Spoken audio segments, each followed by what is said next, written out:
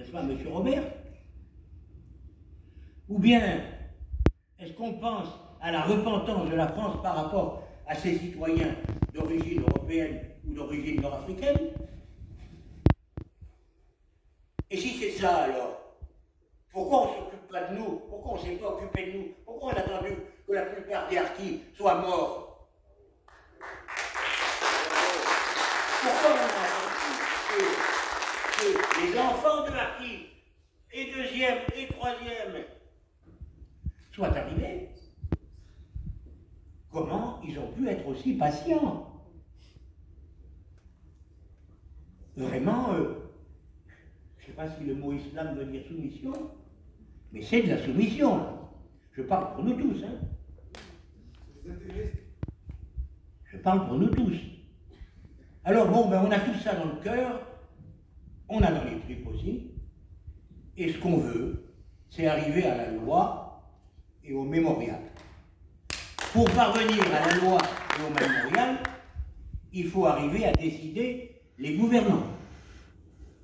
Alors chacun a frappé à des portes. Moi j'ai frappé à la porte de Blanquer pour lui rappeler que son père était avocat à Alger et qu'il était spécialiste de droit musulman. Il n'y a pas rien de spécialiste de droit musulman. Ce que les Français ne savent pas, qu'ils nous reprochent. Mais pourquoi vous vous êtes opposés? La loi de 1870, le décret Crémieux, qui a donné la nationalité française aux Juifs nés en Algérie. Pourquoi pas aux musulmans? Mais c'est que les musulmans les ont pas voulu. Ils considéraient que c'était renoncer à leur religion. Ils voulaient leur statut de droit local. Ils souhaitaient maintenir autre chose que la monogamie. C'est compliqué tout ça. On réagit pas. Attention aux anachronismes.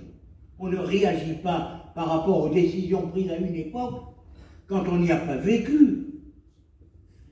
Parce que en 2021, 20 ans après 2001, en 2021, est-ce que vous vous rendez compte qu'on va essayer de savoir ce que pensaient les autorités à l'époque, ce qu'ils comptaient faire, quel était, entre guillemets, le vent de l'histoire, quelle était la bien-pensance.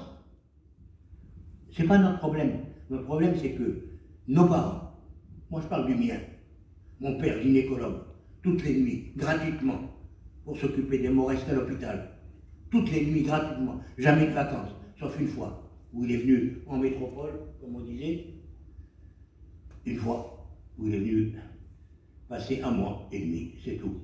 Tout le temps, c'était, tout le temps, gratuitement. Ça n'existait pas ici dans les hôpitaux. Les médecins qui étaient dans les hôpitaux, ils étaient payés.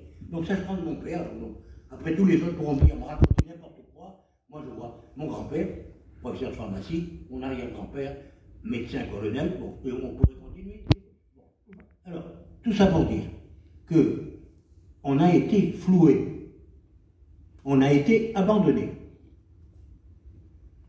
Il faut frapper à la porte.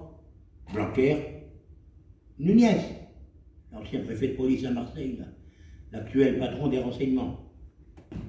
Je lui ai dit hello, hé. À Blanquer, je lui ai dit, tu te rends compte? Si tu es le fils de Blanquer, tu es mon frère. Et si tu es mon frère, tu ne vas pas laisser le président de la République, Macron, dire que la colonisation, c'est un crime contre l'humanité. Parce que ton président, il n'était pas né. Et Paul Ricoeur, il n'a pas signé le manifeste des 121. Ça vous dit rien peut-être, mais il y a certains. Voilà. Donc, j'en ai terminé. Ce que je voulais dire, il faut rester unis, c'est tout. Maintenir le combat. Nous, on a un combat mémoriel. Vous avez un combat, non seulement des morts,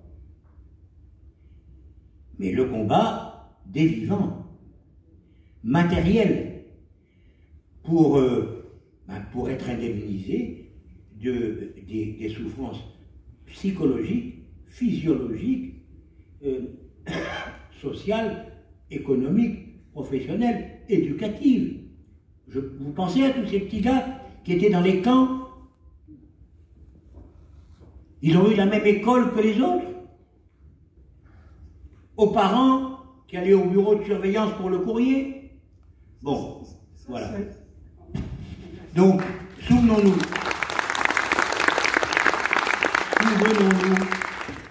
luttons toujours, et peut-être, note d'espérance, peut-être. Voilà.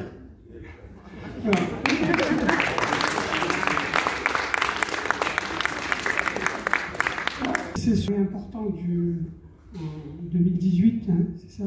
Je crois que c'était juste à la fin de l'année. Oui, parce qu'effectivement, le plaignant était resté 13 ans dans le camp. Et donc, évidemment, quand on est scolarisé en vase clos, on n'a pas une égalité des chances. On ne peut pas avoir fait les mêmes études que si on avait été dans l'école ordinaire de la République. Donc ça a été reconnu et c'est très important. Il a bien fait de le souligner. Mais j'allais dire, c'est important presque symboliquement, parce qu'en termes de réparation, je trouve que 15 000 euros pour 13 années perdues, voilà, c'est ce que disait Isabelle tout à l'heure, bien sûr qu'on ne va pas rendre ni ces années perdues, ni ces possibilités perdues, ce potentiel. Voilà. Donc voilà, trois discours. Je dois répondre à la question là, s'il te plaît. Il ne faut pas se baser sur les 15 000 euros. Les 15 000 euros, c'est un détail de la décision. Tout à fait, c'est ce que je dis. C'est une jurisprudence qui a été rendue sur la scolarité en elle-même. Mais il faut arrêter parce que c'est quelque chose qui s'est généralisé au niveau national. Il faut regarder la décision en elle-même. Mais en fait, on dit la même chose que elle a ouvert la réparation. C'est énorme. Il y a les à côté. N'oublions pas les actes de gouvernement. Mais Kader, on dit la même chose. Tout à l'heure, tu es revenu dessus aussi. Non, mais je dis la même chose. Je ne comprends plus rien quand vous parlez des 15 000 euros. Regardez la décision en elle-même. J'ai remis les 3 décisions, j'espère que tu reprendras lecture. Mais on dit la même chose. Je dis que ce qui est important, c'est que ça fasse jurisprudence et que c'est le côté reconnaissance. Il y a un vrai symbole. C'est ça qui est. Ça ouvre la réparation, nous allons chercher le reliquat du reste. C'est ce que je viens de dire. J'ai dit ça, c'est plus important que les 15 000 euros. C'est ce que j'ai dit. On dit la même chose. On dit la même chose. Si.